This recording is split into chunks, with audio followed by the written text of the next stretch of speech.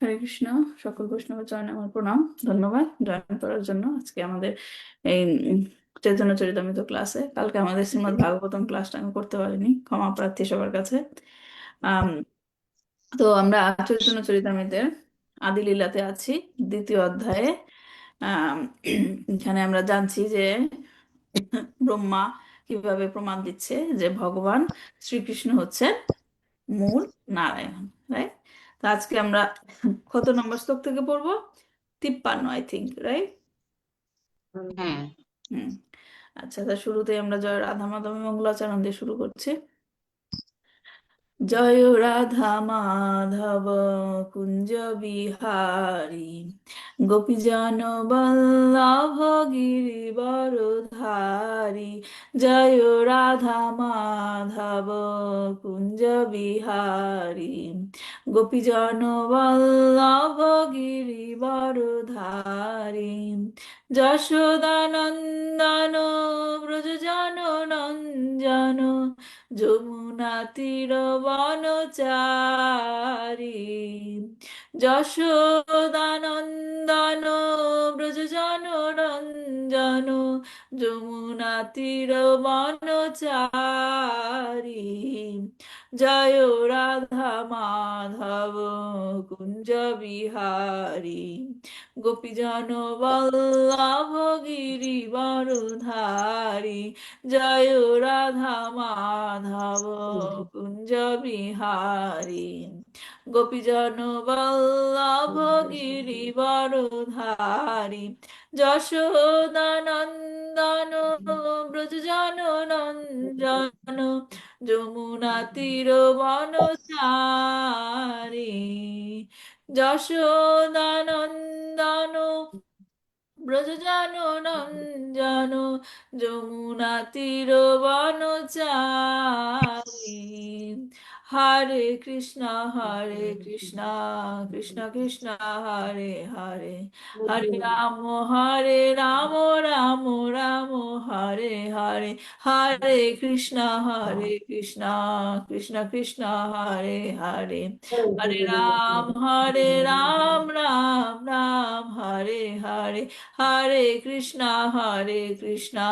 কৃষ্ণ কৃষ্ণ হরে হরে, হরে রাম রাম রাম হরে হরে। জয় প্রভুপাদ জয় প্রভুপাদ প্রভুপাদ, জয় প্রভুপাদ জয় শিল প্রভুপাদ। জয় প্রভুপাদ জয় প্রভুপাদ প্রভুপাদ, জয় প্রভুপাদ জয় শিল প্রভুপাদ। নিতাই গৌরা হরি বল, নিতাই গৌরা হরি বল, গৌরা হরি বল, নিতাই গৌরা হরি বল, গৌরা হরি বল, নিতাই গৌরা হরি বল, গৌরা হরি বল, নিতাই গৌরা হরি বল। ওম অজ্ঞানতিমিরন্ধস্য জ্ঞানাঞ্জনশলাকায় চক্ষুর্মিলিतं येन তস্मै শ্রীগুরুবে নমঃ।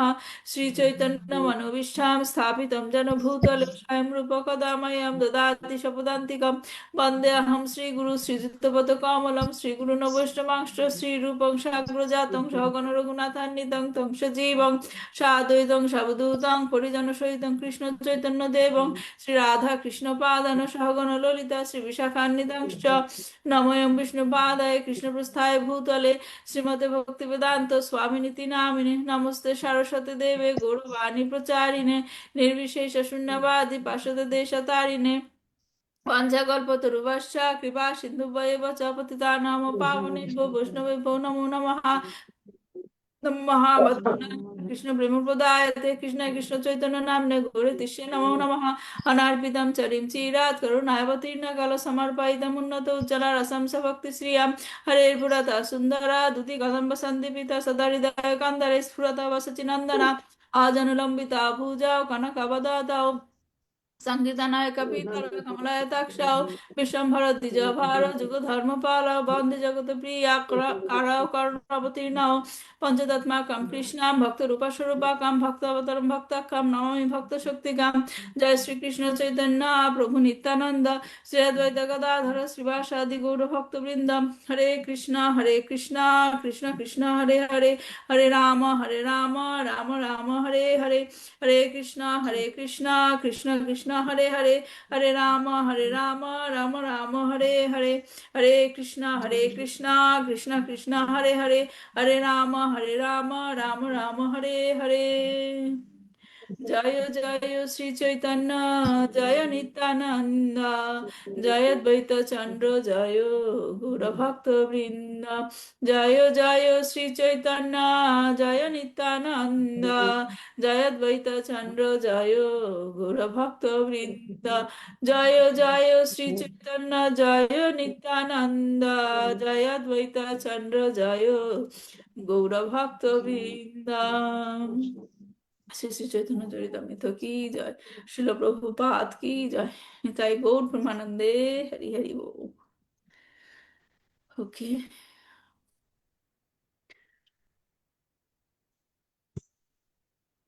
তাহলে আমরা প্রশ্নগুলো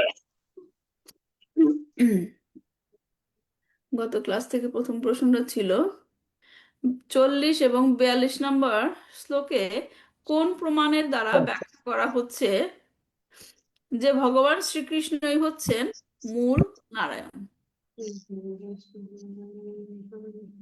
কি প্রমাণের দ্বারা ব্যাখ্যা করা হচ্ছে? হরে কৃষ্ণ মাতাজি, বলেন মাতাজি, বলবো। বলেন বলেন। কৃষ্ণ হচ্ছে সমস্ত জীবের আশ্রয় এবং তিনি পুরুষাবতারদেরও পালন কর্তা, তাই তিনি হচ্ছেন মূল নারায়ণ। তিনি হচ্ছেন সবার পরম পিতা। এবং কি বলা হচ্ছে 40 নম্বর শ্লোকে, পুরুষ অবতারারা, যাদের পুরুষ অবতার বলা হয়, তাদের সমস্ত শক্তি এবং ঐশ্বর্যের কি উৎস কোনটা? উৎসকে ভগবান শ্রীকৃষ্ণ, এবং তিনি হচ্ছেন সমস্ত জীবের আশ্রয়, পুরুষ অবতারদেরও কি আশ্রয়। সেটা হচ্ছে পরের পালন প্রশ্নটা। পরের প্রশ্নটা 42 নম্বর শ্লোকে বলা হয়েছে নারের অয়ন যাতে করহ পালন। এই লাইনটির অর্থ কি? এখানে নার কৃষ্ণ শব্দের অর্থ মাতাজি, কি? আমি বলবো। হ্যাঁ, নার শব্দের অর্থ কি? অয়ন শব্দের অর্থ কি? হরে কৃষ্ণ। বলেন রত্নগর্ভা মাতাজি। হরে কৃষ্ণ। এই লাইনটির অর্থ হলো ভগবান শ্রীকৃষ্ণ সমস্ত জীবের আশ্রয় এবং তিনি পুরুষ অবতারদের পালন করেন। নার মানে কি এখানে? নার মানে জল আশ্রয়। মাতাজি। এইখানে নার মানে কি? নারের জল, অয়ন মানে জীবের আশ্রয়। হরে কৃষ্ণ নার মানে মাতাজি। আশ্রয়, হচ্ছে জীব। জীব আর নারের অয়ন মানে আশ্রয়। আশ্রয়, আশ্রয় কারা? আর নারের জীবের নারের আশ্রয়। অয়ন হচ্ছে জীবের আশ্রয় হচ্ছে ভগবান নারায়ণ। হ্যাঁ, জীবের আশ্রয় হচ্ছে, বলছে কি নারের অয়ন যাতে করহ পালন। নার মানে জীব, নারের হুম, অয়ন মানে জীবের আশ্রয়। আশ্রয়। জীবের আশ্রয় আশ্রয়, কারা? 3 পুরুষ অবতার, তিন পুরুষ অবতার, তাদের তুমি তাদেরও করহ পালন কর্তা পালন। ভগবান শ্রীকৃষ্ণ। হ্যাঁ, তাদের তুমি করহ পালন। এটাই বলছে যে নারের অয়ন যাতে করহ পালন। আচ্ছা, 3 নম্বর প্রশ্নটা ছিল 30 নম্বর শ্লোকে, আমরা তো ব্যাখ্যাটা পড়ছি সেই 30 নম্বর শ্লোকেরই, রাইট? সেই 30 নম্বর শ্লোকের ব্রহ্মার স্তব ছিল সেটা, রাইট? সেই স্তবে 3টি কারণ বর্ণনা করা হয়েছিল। তৃতীয় কারণ কোনটি দ্বারা প্রমাণ করা হয়েছে যে ভগবান শ্রীকৃষ্ণই হচ্ছে মূল নারায়ণ? তৃতীয় কারণ কি ছিল? বলেন। তৃতীয় কারণটি কি ছিল 30 নম্বর শ্লোকে? তৃতীয় তৃতীয় যে কারণটি ছিল উল্লেখ করা হয়েছে সেটি হলো তিনি হলেন ত্রিকালজ্ঞ এবং তিনি সমস্ত কিছুর সাক্ষী। তিনি সমস্ত কিছুর সাক্ষী, সেটাই সাক্ষী। হচ্ছে তৃতীয় কারণ। সবাই বুঝেছেন? সবাই পেয়েছেন উত্তর? চিদানন্দ না? পেয়েছেন সবাই উত্তর? ওটা পাই নাই, এটা এখন লিখতে। হ্যাঁ, যেটা পান নাই, যেটা আমরা আলোচনা করছি সেটা লিখে রাখবেন। আচ্ছা, তারপর 4 নম্বর শ্লোক, প্রশ্নটা ছিল 47 নম্বর শ্লোকে শ্রীকৃষ্ণ ব্রহ্মাকে কি বলছে, কেন বলছে? 47 নম্বর শ্লোকে শ্রীকৃষ্ণ, ব্রহ্মা, শ্রীকৃষ্ণ ব্রহ্মাকে কি বলছে এবং কেন বলছে? হরে কৃষ্ণ মাতাজি, বলবো? হ্যাঁ, বলেন। কৃষ্ণ বললেন, বর্মা তুমি যে কি বলছো তা আমি বুঝতে পারছি না। শ্রী নারায়ণ হচ্ছেন তিনি, যিনি সমস্ত জীবের হৃদয়ে বিরাজ করেন এবং কারণ কারণ সমুদ্রে জলে শয়ন করেন। হুম, বর্মার মনে উম, কেন বললেন? বর্মার মনে কোনো দ্বিধাদ্বন্দ্ব আছে কিনা সেটা জানার জন্য ভগবান এই প্রশ্ন করেছিলেন। গুড। হ্যাঁ, এই জন্য বলেছিলেন যে ব্রহ্মার হৃদয়ে কোনো, এখান থেকে আমাদের শিক্ষণীয় কি, আমরা যখন ভগবানের শরণাগত হব আমাদের মনেও কোনো দ্বিধাদ্বন্দ্ব থাকা চলবে না। উচিত না। হ্যাঁ, বা আমরা যে গ্রহণ করেছি ভগবান শ্রীকৃষ্ণই হচ্ছেন একমাত্র আমাদের পরম আশ্রয়, তিনি পরমেশ্বর ভগবান, এটা যেন নড়চড় না হয়। না, হ্যাঁ, এই জন্য আমাদের জীবনে মাঝে মাঝে একটুখানি দুঃখের সময় আসে, কারণ ভগবান আমাদের কি পরীক্ষা নেন, পরীক্ষা নেই। যে পরীক্ষা আমরা করে। আসলেই গ্রহণ করেছি কিনা ভগবানকে। হুম, যেমন ধরেন আমাদের জীবনে যখন দুঃখ কষ্ট আসে অনেক সময় আমরা মন খারাপ করি, রাইট? হ্যাঁ, কিন্তু যদি শরণাগত হই পূর্ণরূপে, তাহলে আমরা এটাও বিশ্বাস করব যে আমাদের জীবনে যা ঘটছে ভগবানের প্ল্যান অনুযায়ী ঘটছে, এবং আমাদের জন্য তিনি যা দিচ্ছেন আমাদের কি ভালোর জন্য দিচ্ছেন। যেমন আমরা, ভালোর জন্য। হ্যাঁ, আমরা কি ভাগবতম ক্লাসে অথবা শ্রী চৈতন্য চরিতামৃত ক্লাসে আমি বলেছিলাম যে আমরা কি করি, ভবিষ্যতে কি ঘটবে এর জন্য বর্তমানে প্ল্যান করি, রাইট? কিন্তু ভগবান কি করে, যে প্ল্যান করে কি, মানে আমরা এখন কি করবো, আর ভগবান হচ্ছে ভবিষ্যৎ জানে, রাইট? ভবিষ্যৎ জেনে আমাদের এই যে বর্তমানে কি হওয়া উচিত সেটা সে করে দেয়, কারণ তিনি ভবিষ্যৎটা জানেন, আমাদের ভবিষ্যতে কোনটা ভালো হবে। হ্যাঁ, এর জন্য মাঝে মাঝে একটু পরীক্ষার দরকার হয়, ভগবান আমাদেরকে সে পরীক্ষার মধ্যে ফেলে। এই যে ব্রহ্মাকে যেমন এখন প্রশ্ন করছে, সে নিজে প্রশ্ন করছে তুমি ঠিক বলছো না, আমি কি করে মূল নারায়ণ হই? হ্যাঁ, কিন্তু ব্রহ্মা কি সেটা তার সেই সিদ্ধান্ত থেকে নড়েছিল? তিনি তার পরিবর্তে তিনি কি প্রমাণ দিয়েছেন, যে তুমি হচ্ছ মূল নারায়ণ। তারপর সেই প্রশ্নের উত্তরে ব্রহ্মা কি বলেছিল? হরে মাতাজি কৃষ্ণ। কৃষ্ণ বলবো? হ্যাঁ, বলেন বলেন। ব্রহ্মা বলছে, আমি যা বলছি তা সত্য, হ্যাঁ। কারণ সমুদ্রে জলে যে নারায়ণ বিরাজ করেন হুম, তার হচ্ছে তুমি উৎস। সে হচ্ছে তোমার, তারা হচ্ছে তোমার অংশ প্রকাশ। অংশ প্রকাশ। হ্যাঁ, গুড। আজকে মাধবী মাতাজি খুব প্রিপেয়ার্ড, প্রথম থেকে উত্তর দেওয়ার জন্য খুব রেডি।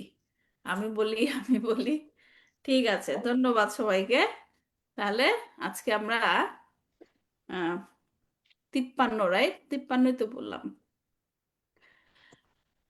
কত নম্বর শ্লোক থেকে পড়বো? 53 থেকে। আচ্ছা, আমি শেয়ার করছি।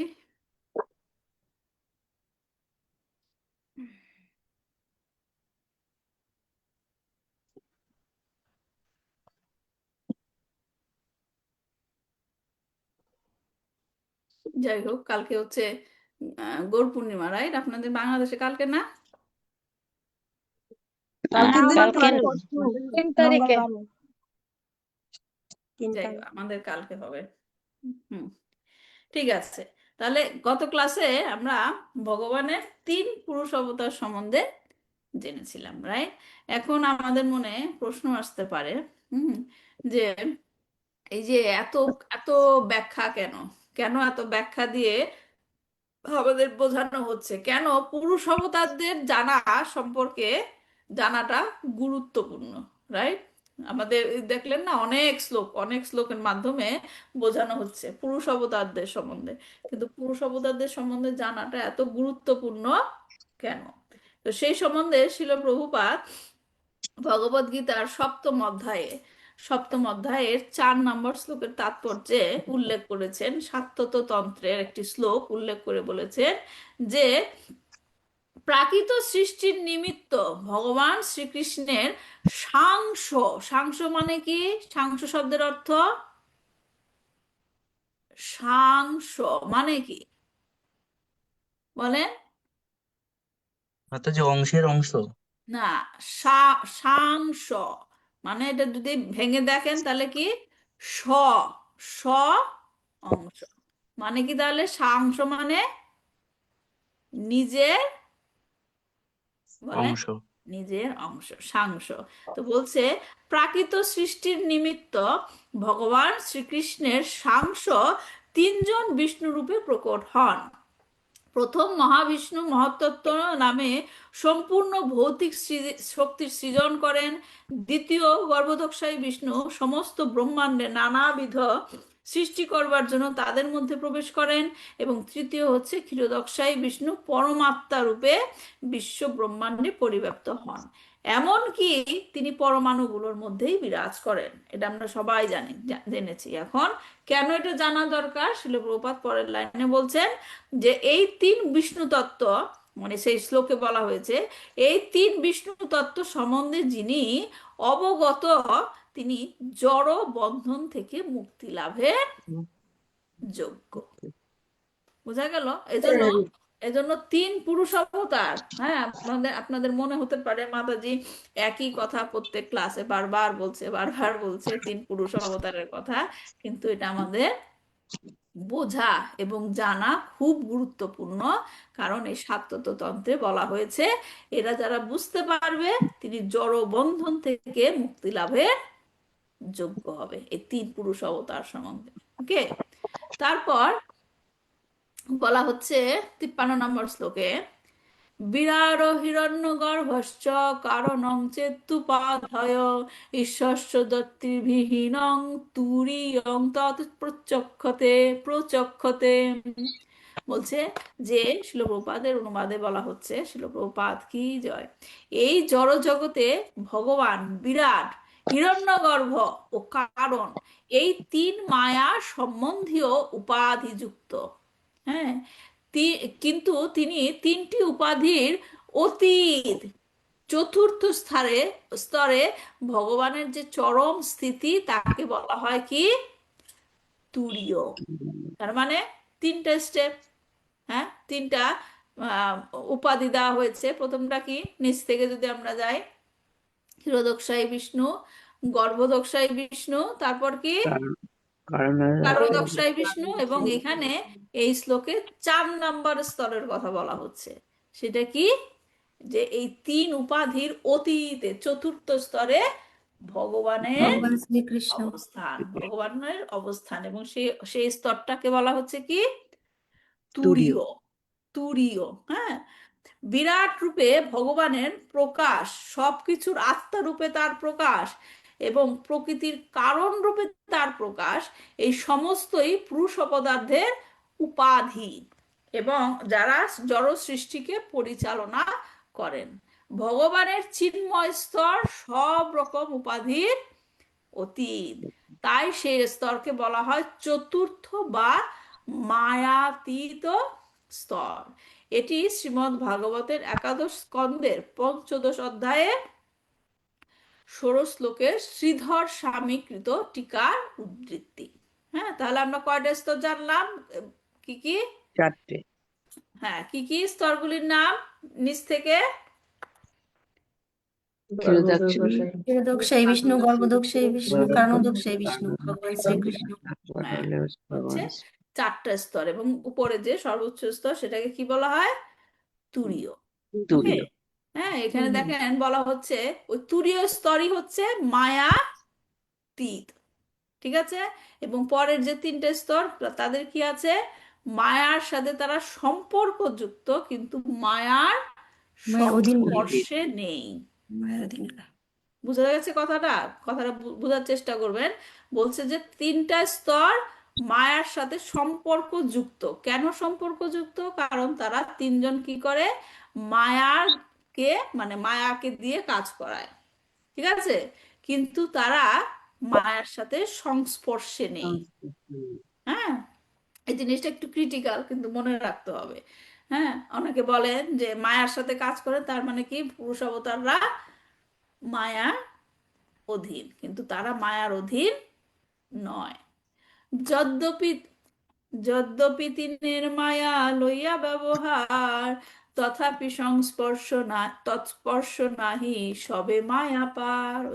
ওই কথাটাই বলা হচ্ছে কি, যদ্যপি তিনের মায়া লইয়া ব্যবহার, মানে মায়াদের ব্যবহার করছে, মায়া লইয়া ব্যবহার, তথাপি তৎস্পর্শ নাহি, মানে তাদের কোনো সংস্পর্শ নাই, সবে মায়া পার।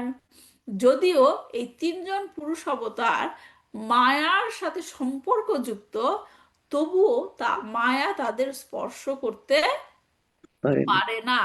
তারা কি সকলেই মায়ার অতীত। অতীত। তারা হচ্ছে সকলেই মায়ার অতীত।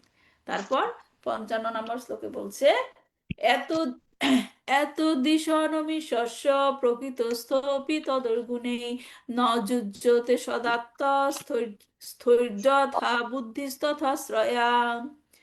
জড়া প্রকৃতিতে অবস্থিত হওয়া সত্ত্বেও প্রকৃতির গুণের বশবর্তী না হওয়াই হচ্ছে ভগবানের ঐশ্বর্য। এর জন্য ভগবানকে এখানে কি বলা হচ্ছে? ঐশী। ঐশী।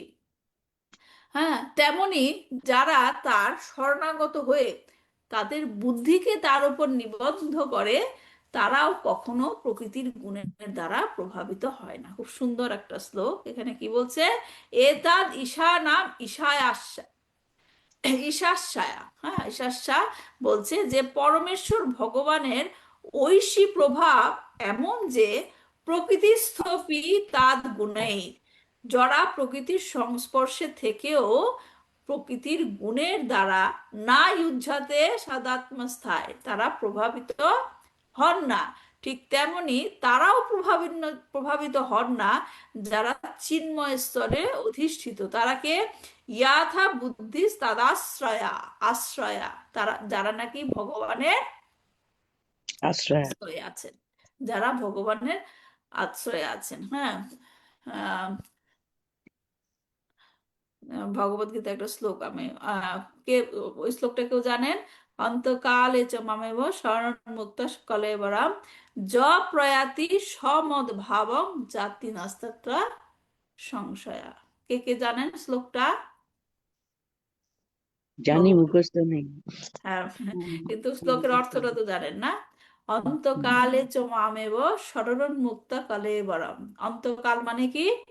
মৃত্যুর সময় জীবনের যে শেষ মুহূর্তে সময়। যখন আমরা হ্যাঁ, শেষ মুহূর্তে যে যখন আমাদের আপনি মৃত্যুবরণ আমাকে যে করেন। স্মরণ করবে তার হ্যাঁ, মুক্তি হবে। হ্যাঁ, মুক্তি হবে না, এটাই হচ্ছে মেইন লাইন। হ্যাঁ, কি বলছে? আমার কাছে অন্তকালে চ মামেব শরণ মুক্তা কলেবরাম য প্রয়াতি সমদ ভাবম। আমার ভাব প্রাপ্ত হবে। আমার হ্যাঁ, কাছে ফিরে আসবে। সমদ ভাবম, তারা হচ্ছে আমার ভাব প্রাপ্ত প্রাপ্ত হবে। হবে। মানে কি পাবে। জিনিসটা? যে ভগবানের সেবা করতে গেলে তো ওই স্তরে যেতে হবে, ভগবানের কাছাকাছি যেতে হবে, রাইট? সমদ ভাবম, তারা হচ্ছে আমার মধ্যে যে ভাবটা আছে ভক্তের জন্য, তাদের সেই মধ্যে বার্তা আমার সম্বন্ধে ভাবটা পাবে। যাবে। তবেই তো আদান প্রদান হবে, রাইট, ভক্তের সাথে ভগবানের, রাইট? হুম, তো সেটা কি? সমদ ভাবা, আমার ভাব প্রাপ্ত হবে। পাবে। এখানে আমরা এই শ্লোকে আমরা কি দেখছি? যে একই কথা বলা হচ্ছে, যে ভগবান কি প্রকৃতির মধ্যে থেকেও প্রকৃতির গুণের দ্বারা বশীভূত হয় না। হন না। এবং ঠিক তেমনি যারা নাকি ভগবানের আশ্রয় নিয়েছে, তারাও এই প্রকৃতিতে থেকেও কি হয় না? প্রকৃতির গুণের দ্বারা প্রভাবিত হয় না। হয় না। হয় না। হ্যাঁ, মানে কি কথাটা? যে তাদের এই প্রকৃতিতে থেকে প্রকৃতির গুণের দ্বারা প্রভাবিত হয় না, কথাটার মানে কি? তার মানে তাদেরকে স্পর্শ করতে পারে না, মানে ওরা আর কি উম এখানে যেগুলোই হচ্ছে, আমরা যেমন 3 গুণের দ্বারা পরিচালিত হই এইখানে, ওরা সেটা হয় না। না বেশি লাগি করবো। হুম, সহজভাবে বলেন মাতাজি। যে বলছি যে প্রকৃতিতে থেকে প্রকৃতির গুণের দ্বারা প্রভাবিত হয় না, তার মানে কি? তাদের স্পর্শ করে না আর কি, কে করে ছুতে না? পারে না। কে এই করে মায়া, মায়া, না? মায়া। তারা কোথায় থাকে? তারা গোলকধামে থাকে, কিন্তু এই পৃথিবীতে যারা আছে, তার মানে যেই ভক্তরা যেরকম উন্নত স্তরের, হ্যাঁ। তারা এই এই জগতের থেকেও হুম। তাদের সেটা স্পর্শ করে না। হ্যাঁ, তার মানে এই জগতে তারা কিভাবে থাকে, কেমন করে থাকে, আমাদের মানে থেকে ভিন্ন দেখা যায়? না, না। সমদর্শী, তারা আর কি সবকিছুকে সমদর্শী না, দেখে। সেটা অন্য এবং ব্যাখ্যা মাতাজি। হ্যাঁ, আমি বলছি যে তারা আমাদের মতোই জড় শরীর দেখা যায়। হ্যাঁ, হ্যাঁ, হ্যাঁ, মনে হচ্ছে যে তারা আমাদের মতোই কাজ করছে, খাচ্ছে, কথা হ্যাঁ, বলছে সবার সাথে। হ্যাঁ, হ্যাঁ, প্রকৃতির তারা যা সমস্ত রকমের ডিউটি পালন করছে, হুম, আমাদের মতো এরকম দেখা যাবে, কিন্তু প্রকৃতপক্ষে তারা এগুলো দিয়ে কলুষিত নয়। হ্যাঁ, সেটাই বলছে যে তারা প্রকৃতিতে থেকেও প্রকৃতির গুণের দ্বারা প্রভাবিত হন না। উদাহরণ কেমন দেখতে পাই আমাদের চোখের সামনে? ভরত ভ- মহারাজকে দেখিয়েছিলেন। সেটা এইটা তো আছে। শাস্ত্রে, কিন্তু আমাদের সামনে এখন চলছে। এখন চলছে যে প্রভুপাদ ছিলেন যেমন, হ্যাঁ। তারপরে জয় পতাকা মহারাজও কেউ বলেন, তারপরে হুম। এরকম সব সব বড় বড় সব মহারাজরা মহারাজেরা আছেন। মহারাজেরা তারা দেখেন সবকিছু করছে, রাইট, কিন্তু তারা এগুলো গুণ থেকে প্রভাবিত প্রভাবিত নয়। তারা উচ্চ স্তরে অবস্থিত। এজন্য দেখেন তাদের দেহ ত্যাগ করলে তাদেরকে কি করা হয়, সমাধি দেওয়া হয়, কারণ তাদের দেহটাও হচ্ছে স্পিরিচুয়াল। ভক্তিচারু মহারাজ ছিলেন, হ্যাঁ, গোপাল কৃষ্ণ সমস্ত ছিলেন। মহারাজ, সব হ্যাঁ, মহারাজেরা। সমস্ত মহারাজ হ্যাঁ। তারা আর কি এই পর্যায়ে পড়ে। হ্যাঁ, কারণ তারা সবকিছু দেখা যাচ্ছে, সব আপাত দৃষ্টিতে সবকিছু করছে, কিন্তু আসলে তাদের স্তর হচ্ছে উচ্চ। তাদের কোনো কিছুই তারা প্রভাব প্রভাব ফেলছে না। হুম। আচ্ছা, তো এই শ্লোকটি কোথা থেকে নেওয়া হয়েছে? শ্রীল প্রভুপাদ তাৎপর্য বলছে শ্রীমদ্ ভাগবতের প্রথম স্কন্ধের 11 নম্বর অধ্যায়ের 38 নম্বর শ্লোক। যারা পরমেশ্বর ভগবানের শ্রীপাদ পদ্মের আশ্রয় গ্রহণ করেছেন, তারা জড়া প্রকৃতিতে অবস্থান করলেও জড়া প্রকৃতির দ্বারা প্রভাবান্বিত হন না। এই অধ্যায়টা কারোর মনে আছে? আমাদের শ্রীমদ্ ভাগবতম ক্লাস আমরা এই অধ্যায় পড়েছিল। প্রথম স্কন্ধের এই অধ্যায় কি চলছিল? ওই এই সে আছে, মানে শাস্ত্রের উদাহরণ হিসাবে। না, এই এই আচ্ছা, আমি পরে বলছি। তো ভগবানের শুদ্ধ ভক্ত জড়া প্রকৃতির 3টি গুণের মধ্যে অবস্থান করে গুণজাত বিভিন্ন কর্মে লিপ্ত হতে পারেন, কিন্তু তাদের কৃষ্ণ ভাবনাময় অপ্রাকৃত বুদ্ধির প্রভাবে তারা কখনোই জড়া প্রকৃতির সেই গুণগুলির দ্বারা প্রভাবিত হন না। জড়জাগতিক কার্যকলাপ এই ধরনের ভক্তদের আকৃষ্ট করতে পারে না। তাই পরমেশ্বর ভগবান এবং তার অনুগত সেবাপরায়ণ ভক্তরা জড়া প্রকৃতির কলুষ থেকে মুক্ত।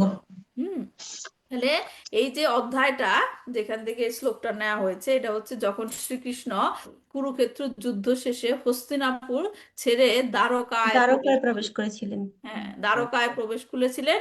হ্যাঁ, দ্বারকাতে তিনি গার্হস্থ্য জীবন যাপন করেছিলেন, এবং এই অধ্যায়ে বর্ণিত আছে যে তিনি কিভাবে তার পরিবারের লোকদের সাথে কিভাবে তার পরিবারের লোকেরা তাকে সাদরে গ্রহণ করেছিল। তো এই লীলা থেকে, ভগবানের দ্বারকা লীলা থেকে অল্প বুদ্ধি সম্পন্ন যে ব্যক্তিরা, তারা মনে করে যে যারা নাকি ভগবানের সচ্চিদানন্দ রূপ সম্বন্ধে অবগত নয়, তারা ব্যাখ্যা দেয় যে শ্রীকৃষ্ণ হচ্ছেন আমাদেরই মতো সাধারণ মানুষ। সাধারণ মানুষ। হ্যাঁ, তিনিও 3 গুণের অধীনে রয়েছেন। বুঝতে পারছেন? ভগবানের গার্হস্থ্য জীবন দেখে, এই লীলা দেখে সবাই মনে করে, মানে কিছু কিছু লোক, অল্প বুদ্ধি সম্পন্ন লোকেরা মনে করে যে তিনি ভগবান হচ্ছেন কি আমাদের মতো জড় প্রকৃতির অধীনে থেকে গার্হস্থ্য জীবন পালন করেছেন। পালন তো সেই সমস্ত লোকদের জন্যই এই শ্লোকটা এখানে বলা হয়েছে, ব্যাখ্যা দেওয়া হয়েছে। যে এই শ্লোক থেকে আমরা কি জানতে পারি? ভগবান এবং তার ভক্তরা জড়া প্রকৃতির মধ্যে থেকেও কখনো কোনো রকম জড়া প্রকৃতির তিনটি গুণ দ্বারা প্রভাবিত নন। হন না। শ্রীমদ্ ভাগবতে উল্লেখ আছে যে ভগবান শ্রীকৃষ্ণ উদ্ধবকে বলছে কি, সত্ত্বম রাজস তমা ইতি গুণা জীবস্যা নাইভামে, নাইভামে জীবাশ্মা নাইভেমে, মানে কি জড়া প্রকৃতির যে তিনটি গুণ সত্য রজ তম জীবকে প্রভাবিত করে, কিন্তু আমাকে নয়। জীবাশ্মা, রাইট, গুণা জীবাশ্মা, জীবকে প্রভাবিত করে, নাইভামে, নাইভামে আমাকে প্রভাবিত করে না। গীতাতেও ভগবান বলেছে নবম অধ্যায়ের 4 এবং 5 নম্বর শ্লোকে, কি বলছে যে মায়া তথা ইদং সর্বম জগদ আপ্ত মূর্তিনা মৎস্থানি সর্বভূতানি না চাহাম তেষু অবস্থিতা। কি বলছে? যে মায়া তথা ইদং সর্বম, আমার দ্বারা এই সমস্ত কিছু পরিচালিত সৃষ্টি হয়েছে, আমার দ্বারা এই সমস্ত কিছু সৃষ্টি হয়েছে। জগৎ অব্যক্ত মূর্তি না, আমি অব্যক্ত রূপে সমস্ত কিছুতে ব্যপ্ত রয়েছি।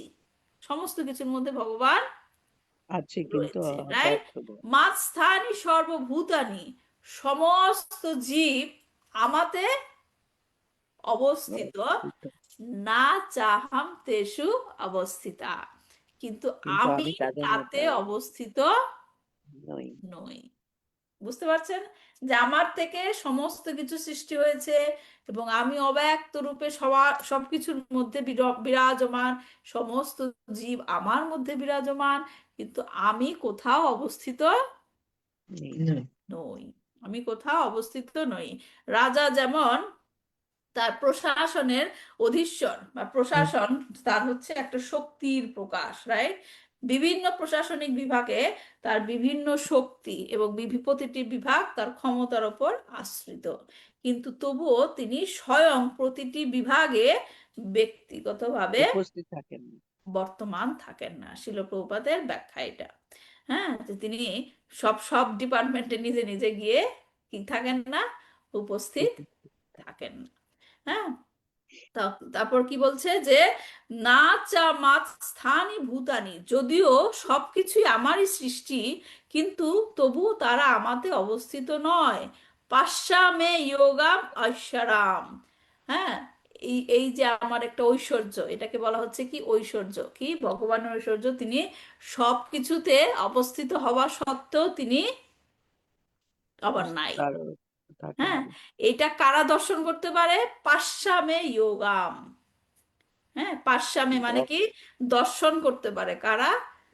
যারা আমার যোগীরা। সাথে যোগের মাধ্যমে যুক্ত। হ্যাঁ, তাহলে কি যদিও আমি সমস্ত জীবের ধারক, যদিও আমি সর্বব্যাপ্ত, তবুও আমি জড় সৃষ্টির অন্তর্গত নই, কেননা আমি নিজেই সমস্ত সৃষ্টির উৎস। সৃষ্টিকর্তা। বোঝা যাচ্ছে? একটু কমপ্লিকেটেড, সবই তার থেকে সৃষ্টি হচ্ছে। তিনি সবকিছুর মধ্যে আছেন। আমার ভগবান বলছেন আমি কোনো কিছুর মধ্যেই অবস্থিত নই, মানে কি তিনি কোনো কিছুর অধীনে নয়, তিনি কোনো কিছুর অধীনে নয়। থাকেন না। হ্যাঁ, তো আমরা ভগবান শ্রীকৃষ্ণের লীলাতে দেখতে পাই তিনি দ্বারকাতে অবস্থানকালে গার্হস্থ্য জীবনের সমস্ত কিছু ফলো করেছেন, কিন্তু তিনি সমস্ত কিছুর থেকে কি ছিলেন? অনাসক্ত বা নির্লিপ্ত। হ্যাঁ, আমরা সংসারে কোনো কাজ করতে গেলে কি সেগুলোর প্রতি অ্যাটাচড হয়ে যাই, রাইট। কিন্তু ভগবানও সমস্ত কিছু পালন করেছে গার্হস্থ্য ধর্ম, কিন্তু তিনি ছিলেন কি? নির্লিপ্ত ছিলেন। অনাসক্ত, রাইট। তো এখন জীবদের জন্য তিনি কি বলছেন? তিনি কি বলেছিলেন যে জীবাশ্মা, এই জীবরা হচ্ছে প্রকৃতির গুণের অধীন, যে তারা তিন গুণ দ্বারা প্রভাবিত হয়। চিত্তা যা ইয়াস তু তু ভূতানাম, এই তিন গুণ জীবের চিত্ত বা মনে প্রকাশিত হয়। হ্যাঁ, তাদের মধ্যে এই জড় দেহ এবং অন্যান্য সৃষ্ট বস্তুর প্রতি প্রলোভিত করে তাকে জড় বন্ধনে আবদ্ধ করে ফেলে। তার মানে কি, যে আমরা বলি জীবরা প্রকৃতির তিনটি গুণের অধীনে। তো প্রকৃতির তিনটা গুণ কিভাবে কাজ করে? তারা কি কয়, যে জীবের মায়া চিত্তে, দেবী আমাদের পরিচালিত করে, আমরা যে জীবের যেগুলো চিত্তে তারা প্রকাশিত হয়। জীবের চিত্তে প্রকাশিত হয়ে কি করে, আমাদের যে জড় শরীর এর প্রতি কি করে, এবং জড় আকর্ষণ জগতের যে অন্যান্য বস্তু সেগুলোর প্রতি প্রলোভন সৃষ্টি করে। হ্যাঁ, প্রলোভন, লোভ সৃষ্টি করে, এবং সেই লোভের জালে পড়ে এই জীবেরা কি হয়ে যায়, বদ্ধ বন্ধনে হয়ে যায়। আবদ্ধ হয়ে পড়ে। ঠিক আছে? তাই ভগবান কি বলছেন, যে এই যে বলছেন ভগবান জীবদের এই অবস্থার কথা বলছেন। হ্যাঁ, তাই তিনি শ্রীমদ্ ভাগবত গীতায় বলেছেন কি, দৈবী হি এষা গুণময়ী মম মায়া দুরাত্মায়া। হ্যাঁ, যে এই মায়া, আমার এই মায়া তিনটি গুণ সমন্বিত, যাকে অতিক্রম করা খুব কঠিন। হ্যাঁ, একটা কনফিউজ জিনিস না, যে ভগবান বলছে যে আমি মায়া সৃষ্টি করেছি, মায়াতে তিন গুণ আছে, এবং এই তিন গুণের দ্বারা এই জীবগুলো কি প্রভাবিত, কিন্তু এই তারপরে আর তিনটা গুণকে অতিক্রম করা খুব কঠিন। তাহলে আমাদের উপায়, উদ্ধারের উপায় কি? আমরা কি করে বের হব? ভগবানের সৃষ্ট মায়া, তার থেকে বের হওয়া খুব কঠিন, ভগবান নিজেই বলছেন। তাহলে আমাদের উদ্ধারের উপায় কি? ভগবানের কাছে প্রার্থনা করতে হবে, তার সেবা করতে হবে, তার তাহলে হ্যাঁ, আস্তে আস্তে আমরা সেটাই ভগবান পরবর্তী লাইনে কি বলছেন, মাম এবা এ প্রপদ্যন্তে। হুম, যারা আমার শরণাগত হয়, মায়া মেতাম তারান্তিতে। মায়াম এতাম তারান্তিতে, শ্রীমদ্ ভাগবতমে একটা উদাহরণ দেওয়া হয়েছে এই দুইটা জিনিস। হ্যাঁ, বলে না এই জড়জগৎ কি ভবসাগর, বলে না, ভবসাগর পার হতে হবে। ভবসাগর পার হতে হবে, সাগর পার হওয়া কি কঠিন না? খুব কঠিন, খুব কঠিন। কিন্তু যারা ভগবানের আশ্রয়ে আছেন, তাদের কাছে এই ভবসাগর কিসের মতো মনে হয় জানেন? নৌকার মতো না, এই যে ভবসাগর। যখন, না, ভবসাগরটা তাদের কাছে কিসের মতো মনে হয়, যখন নাকি আহ মানে কি বলবো, কাও আর কি, গোমাতা, তারা হুম, যখন মাটি দিয়ে হেঁটে যায়, ছাপ ফেলে না, পায়ের ছাপ হ্যাঁ, ফেলে, হ্যাঁ, তো সেখানে একটা গর্ত হয় না? হ্যাঁ। এখন ওই ও সেই গর্তের আচ্ছা, মধ্যে, সেই পুকুরের জলের মতো মনে হয়, তখন আর হ্যাঁ, ভবসাগর থাকে না। হ্যাঁ, সেই খুঁড়ে সেই ইসের মধ্যে পদচিহ্ন যেটা আর কি, ফুটপ্রিন্ট, সেটার উপরে জল জমে বৃষ্টি হলে বা যাই হোক। আচ্ছা, তো আচ্ছা, ঠিক এখন আছে। যারা নাকি ভগবানের শরণাগত হয়েছে, তাদের কাছে সেই ভবসাগর এই খুরের পদচিহ্নের জলের মতো মনে হয়, মনে হয় এবং সেই জল পার হওয়া কঠিন না সহজ? সহজ হয়ে যায়। সহজ হয়ে যায়। সহজ। সুলেখ, সুলেখ আমাদের যে আমার এক্সাম্পলটা বুঝতে পেরেছেন, ভবসাগর পার হওয়াটা কতটা সহজ। যাদের, যারা ভগবানের আশ্রয়ে গিয়েছেন, তাদের জন্য ভগবান এই উপায় করে দিয়েছেন। তিনি বলছেন যে এই তিন গুণ পার হওয়া খুব কঠিন। হুম, প্রকৃতি স্থানই কর্ষতি, তিনি সব বলে দিয়েছেন, যে আমরা যে কষ্ট করছি, আমরা মনে করি যে আমরা কষ্ট করছি, ভগবান কি বুঝবে? ভগবান কি বুঝতে পারে? ভগবান সব বুঝতে পারে। ভগবান নিজেই ভগবত গীতায় বলেছেন, এই আমার সন্তানগুলি কি কষ্ট করছে এই মায়ার মধ্যে থেকে। তাই তিনি উপায় বলে আমি দিয়েছেন। এখানে এখানে একটা কথা বলবো। হুম, এই যে বলে যে ভগবান বলে আমরা যে এই যে জ্বালা যন্ত্রণা ভোগ করছি, এটা উনি বুঝতে পারেন না, যেহেতু উনি এইটা মানে এক্সপিরিয়েন্স করেন না, কিন্তু ভক্তের মাধ্যমে সেটা উনি বোঝেন। না, উনি বুঝতে পারবেন না কেন? উনি সব সৃষ্টি ওই বলে করেছেন। যে উনি যেহেতু মানে এই এর সংস্পর্শে নেই, সবকিছু জানেন আমাদের কি কি, আমরা কি কর্ম করছি কি করছি, কিন্তু আমরা যে ভোগ করছি সেই ফলটা, এই যে জ্বালা যন্ত্রণা, এইটা উনি না, ফলটা দেন উনি, কিন্তু জ্বালা যন্ত্রণাটা যে ভোগ করে সেইটা উনি বলে করতে পারেন না। সেই জন্য আমাদের বলতে হবে তার কাছে যে আমরা এই দুঃখ, কিন্তু আমাদের যেহেতু শুদ্ধ না, আমরা আমাদের কথাটা উনি শোনেন না। ভক্তের মাধ্যমে জানালে, যেমন এই যে নিত্যানন্দ প্রভু করেছেন, অদ্বৈত আচার্য করেছেন, এইসব শুদ্ধ ভক্তের মাধ্যমে আবেদন জানালে তাহলে উনি জানতে পারেন। মাতাজি, ভগবান ভগবত গীতাতে বলেছেন যে প্রকৃতি স্থানী কর্ষতি, আমার এই জীব প্রকৃতির হুম। 3 গুণের দ্বারা সদা সর্বদা কষ্ট করে যাচ্ছে। আবার ভগবান বলেছেন যে তিনি যখন নাকি অধর্মের উত্থান হয়, হ্যাঁ, হুম। তখন তিনি কি এখানে আসেন সাধুদের। তার ভক্তদেরকে বাঁচাতে, রাইট, তার ভক্তদেরকে রক্ষা করতে। তাহলে হ্যাঁ। ভগবানের আশার আমাদের যে রক্ষা করার, আমরা যে কষ্ট পাচ্ছি সেখান থেকে রক্ষা করার ভগবানের সমস্ত প্ল্যান আছে।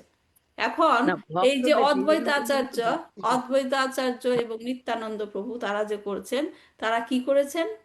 এমন না যে অদ্বৈত আচার্য ডেকেছেন বলে ভগবান এসেছেন, হ্যাঁ, ভগবান আসবেনই, কিন্তু হ্যাঁ, অদ্বৈত সেটা তো প্রি আচার্যের প্ল্যান, এটা একটা লীলার মাধ্যমেই করছেন। না, লীলার মাধ্যমে না, সেটা হচ্ছে ভগবানের আশাটাকে তিনি হুম। ত্বরান্বিত করেছেন, ইংরেজিতে যেটা বলে ক্যাটালিস্ট। আচ্ছা, ইনস্ট্রুমেন্ট হিসেবে কাজ করেছেন। ইনস্ট্রুমেন্ট তো জীবরা করে, কিন্তু হ্যাঁ। তার আশাটাকে তিনি হুম। ত্বরান্বিত করেছেন।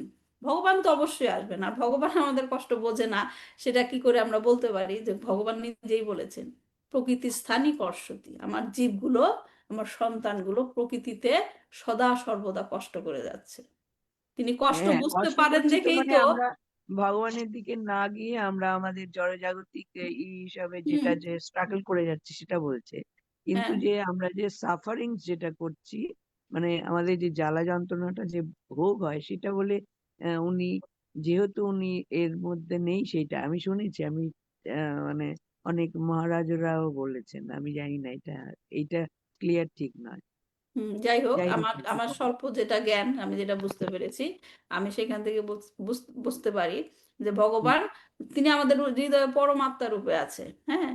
এখন বলতে পারেন যে ভগবানকে তাহলে কি কিছু চাইতে হয় না? হ্যাঁ, ভগবানের কাছে তো সবাই যাবে না? দুঃখ কষ্ট সমস্ত কিছু তো তার কাছেই, হ্যাঁ। হুম। যেমন ধরেন দ্রৌপদী, সমস্ত কষ্টের মধ্যে তিনি যখন ভগবানকে যে পর্যন্ত না ডেকেছে, ভগবান তাকে হেল্প করেনি, রাইট। হ্যাঁ, তারপর, সেই জন্যই তো বলছি যে হ্যাঁ, ভগবানকে কিন্তু ডাকতে হবে, প্রার্থনা করে হ্যাঁ, বলতে হবে। কিন্তু তাছাড়া তিনি উনি। যেহেতু পরমাত্মা রূপে রয়েছেন, তিনি হুম। সমস্ত কিছুই বুঝতে পারেন। এই যে আমরা ভগবানকে বলি যে তুমি আমাকে উদ্ধার করো, তুমি এই যে আমার বিপদটা হয়েছে, তুমি আমাকে সাহস দাও, শক্তি দাও, আমাদের চাওয়ার মধ্যেও সেরকম ক্যাটাগরি থাকতে হয়, কিভাবে হুম। চাইতে হুম। হয়। এবং হুম। যখনই আমরা ভগবানকে গিয়ে কিছু বলি, এমন না যে আমি চাইছি তাই ভগবান আমাকে দিচ্ছে। আমরা যখন ভগবানকে গিয়ে কিছু বলি, তার মানে কি? ভগবানের প্রতি যে আমরা শরণাগত, সেটা আমরা প্রকাশ করছি যে তুমি ছাড়া আমার কেউ নেই। আমরা ভগবানের প্রতি যে পূর্ণরূপে শরণাগত, এবং তার সাথে যে আমাদের ইন্টারাকশন, সেইটা আমরা প্রমাণ করছি, রাইট। তো সেই মানে আর কি। আমাদের এই দুঃখ জ্বালা যায় না, কিন্তু আমরা যেহেতু ভগবান সেই ইটা করে, যখন ভগবানের কাছে প্রার্থনা করি তখন ভগবান আমাদের মানে চেতনাটাকে সেই দিকে ডাইভার্ট করে দেয়। তার ফলে আমরা এই দুঃখ জ্বালাটা মানে বুঝতে পারি না আর কি। হ্যাঁ, সেইটাই আর কি। তো যাই হোক, কি বলছেন যে ভগবান মামা এভা ইয়ে প্রপদ্যন্তে মায়া মেতাং তরন্তিতে, কিন্তু যারা আমার শরণাগত হয় তারা এই মায়া উত্তীর্ণ হতে পারে। উদাহরণস্বরূপ শিল প্রভুপাদ স্বরগোস্বামীদের কথা বলেছেন, হ্যাঁ, যে বৃন্দাবনের মহান স্বরগোস্বামীগণ সকলেই ছিলেন কি অত্যন্ত ধনী এবং সম্ভ্রান্ত বংশোদ্ভূত, কিন্তু তারা যখন বৃন্দাবনে ভিক্ষুকের মতো জীবনযাপন করেছিলেন, তখন আপাত দৃষ্টিতে তাদের অত্যন্ত দারিদ্র্যগ্রস্ত বলে মনে হয়েছিল, কিন্তু প্রকৃতপক্ষে তারা ছিলেন পারমার্থিক সম্পদে সবচাইতে ধনী। ধনী। এই প্রকার এইটাই আর কি, মহাভাগবত বা এইটাই এটা। সর্বশ্রেষ্ঠ স্তরের ভক্তরা সাধারণ মানুষের মধ্যে বিচরণ করলেও কখনো মান অথবা অপমান, ক্ষুধা অথবা তৃপ্তি, নিদ্রা অথবা জাগরণের দ্বারা কলুষিত হন না, যা হচ্ছে জড়া প্রকৃতির 3টি গুণের ক্রিয়া। তেমনি তাদের কেউ কেউ জড়জাগতিক কার্যকলাপে লিপ্ত লিপ্ত হয়েছে বলে মনে হলেও তারা কখনো তা দ্বারা প্রভাবিত হয় না।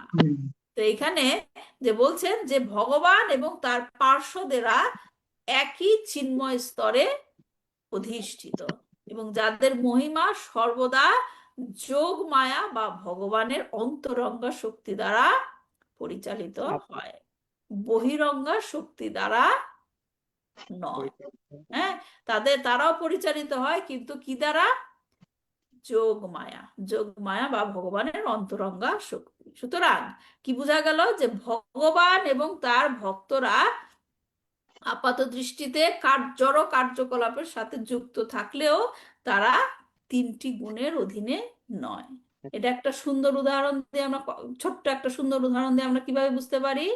যেমন কচু পাতা, রাইট? কচু পাতা অথবা পদ্ম পাতা জলের মধ্যে চুবিয়ে রাখলেও কি হয়?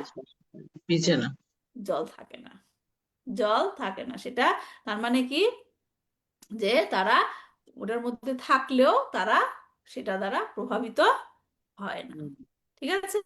তাহলে এটা এই এই শ্লোকের থেকে এটি হচ্ছে মূল শিক্ষণীয়, যে তারা প্রকৃতির জড় কলুষ থেকে মুক্ত। সেই তিনজনের তুমি পরম আশ্রয়, তুমি মূল নারায়ণ, ইথে কি সংশয়। তুমি হচ্ছ সেই তিন পুরুষ অবতারের পরম আশ্রয়, সুতরাং তুমি যে মূল নারায়ণ সেই বিষয়ে কোনো সন্দেহ নেই। নেই। হ্যাঁ, ব্রহ্মা এখানে তার উক্তির মাধ্যমে প্রতিপন্ন করেছেন যে ভগবান শ্রীকৃষ্ণই হচ্ছেন পরমেশ্বর এবং তিন পুরুষ অবতার, ক্ষীরোদকশায়ী বিষ্ণু, গর্ভদকশায়ী বিষ্ণু এবং কারণ্যদকশায়ী বিষ্ণুর মূল উৎস। তার লীলা বিলাসের জন্য ভগবান শ্রীকৃষ্ণ নিজেকে প্রথমে বাসুদেব, শঙ্কর্ষণ, প্রদ্যুম্ন ও অনিরুদ্ধ রূপে প্রকাশ করেন এবং এই চার প্রকাশই হচ্ছেন ভগবানের আদি প্রকাশ। এগুলো আমরা জেনেছি, এগুলো আর ব্যাখ্যা করার কিছু নাই। কারণ সমুদ্রে শায়িত সমগ্র জড়শক্তি বা মহত্তত্ত্বের স্রষ্টা প্রথম পুরুষ অবতার মহাবিষ্ণুর প্রকাশ হয় শঙ্কর্ষণ থেকে। এই জিনিসটা আমরা নতুন শিখলাম এখানে। প্রথম পুরুষ অবতার মহাবিষ্ণু প্রকাশ হয় শঙ্কর্ষণ থেকে। দ্বিতীয় পুরুষ অবতার গর্ভদকশায়ী বিষ্ণুর প্রকাশ হয় প্রদ্যুম্ন থেকে এবং তৃতীয় পুরুষ অবতার ক্ষীরোদকশায়ী বিষ্ণুর প্রকাশ হয় অনিরুদ্ধ থেকে। এই তিন পুরুষ অবতার নারায়ণ থেকে উদ্ভূত প্রকাশ সমূহের সমপর্যায় ভুক্ত। নারায়ণ প্রকাশ হন স্বয়ং ভগবান শ্রীকৃষ্ণ থেকে। তারপর 57 নম্বর শ্লোক। এই তিন অংশের অংশী পরম ব্রহ্ম নারায়ণ, দেহ তোমার বিলাস তুমি মূল নারায়ণ। এই তিন পুরুষ অবতারের উৎস হচ্ছে চিদাকাশে নিত্য বিরাজমান নারায়ণ, যিনি হচ্ছেন তোমার বিলাস বিলাস বিগ্রহ। তাই তুমি হচ্ছ মূল নারায়ণ। এখানে কি বলা হচ্ছে? সেই তিন অংশের অংশী, সরি তিনের অংশী, তার মানে অংশ, এবং যার অংশ তাকে কি বলা হচ্ছে? অংশী। দেহ তোমার বিলাস, হ্যাঁ, এবং তারা সেটা কি হচ্ছে? তোমার বিলাস বিগ্রহ। তারা হচ্ছে তোমার বিলাস বিগ্রহ। অতএব ব্রহ্মবাকে পরম ব্রহ্ম নারায়ণ, দেহ কৃষ্ণের বিলাস এই তত্ত্ব বিবরণ। সুতরাং ব্রহ্মার বিচার অনুসারে চিদাকাশে নিত্য অধিষ্ঠিত নারায়ণ হচ্ছেন পরমেশ্বর ভগবান শ্রীকৃষ্ণের বিলাস বিগ্রহ। এই বিষয়টি স্পষ্টভাবে প্রতিপাদিত হয়েছে। এই শ্লোক তত্ত্ব লক্ষণ ভাগবত সার, পরিভাষা রূপে ইহার সর্বত্র সর্বাত্রিধিকার। মানে বলছে যে এই শ্লোকে, কোন শ্লোকটা আমরা পড়ছি মনে আছে? 30 নম্বর শ্লোক, যেটা নাকি ব্রহ্মার স্তব। এই শ্লোকে যে সত্য নিরূপিত হয়েছে সেটা হচ্ছে শ্রীমদ্ ভাগবতের চূড়ান্ত বিচার।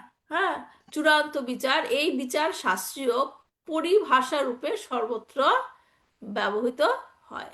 হ্যাঁ, তো এই সাথেই এই শ্লোকের সাথে সাথেই যেটা যে 30 নম্বর শ্লোকের বিষয়বস্তু ছিল, যেটা ব্রহ্মার স্তবের অংশ, যেখানে ব্রহ্মা তিনটি কারণ বলেছিলেন যে মানে ব্যাখ্যা করার জন্য, যে তুমি হচ্ছ মূল নারায়ণ, তিনি হচ্ছে নারায়ণের উৎস।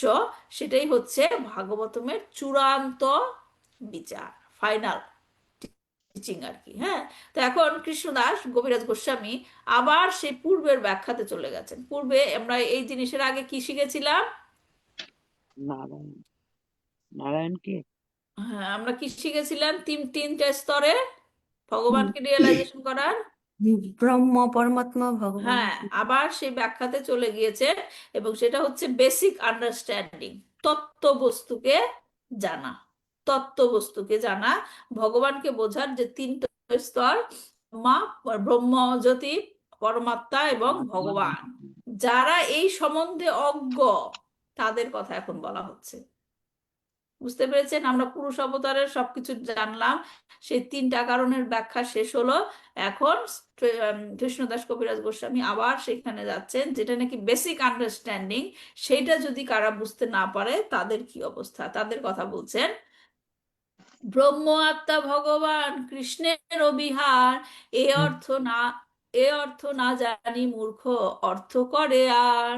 হ্যাঁ, কি বলছে যে ব্রহ্ম, পরমাত্মা, ভগবান, এই সবই যে শ্রীকৃষ্ণের প্রকাশ, সেই সম্বন্ধে যথাযথভাবে অবগত না হয়ে পণ্ডিতাভিমানী মূঢ় ব্যক্তিরা নানা রকম জল্পনা কল্পনা করে। জল্পনা কল্পনা মানে কি?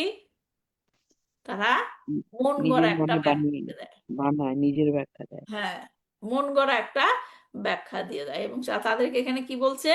পণ্ডিতাভিমানী মূঢ়। পণ্ডিতাভিমানী মূঢ় মানে কি? জ্ঞানী মূর্খ। মানে বলে না যে অল্প বিদ্যা ভয়ঙ্করী। ভয়ঙ্করী। হ্যাঁ, তারা কি করে? যে অভিমানী, তারা অভিমান করে যে আমি হচ্ছি সবচেয়ে পণ্ডিত, বেশি জানে, আমি অনেক কিছু জানি, কিন্তু প্রকৃতপক্ষে তারা কি? মূর্খ। কিছু জানে না। মূঢ়। হ্যাঁ, মূঢ়। আচ্ছা, সুলেখা মাতাজি ভালো বলছেন, কিছুই জানে না। যাই হোক, এখানে বলছে যে তারা কি করে? অল্প বিদ্যা ভয়ঙ্করী। তারা কি করে? জল্পনা কল্পনা করে মন থেকে একটা। আমি সাথে যখন ভক্তিশাস্ত্রী ক্লাস করছিলাম, তখন একটা জিনিস বলা হয়েছিল যে কয়েক ধরনের মানুষ আছে যারা এই সমস্ত ব্যাখ্যা সম্বন্ধে কিছু জানে না, রাইট? কিন্তু চুপচাপ থাকে,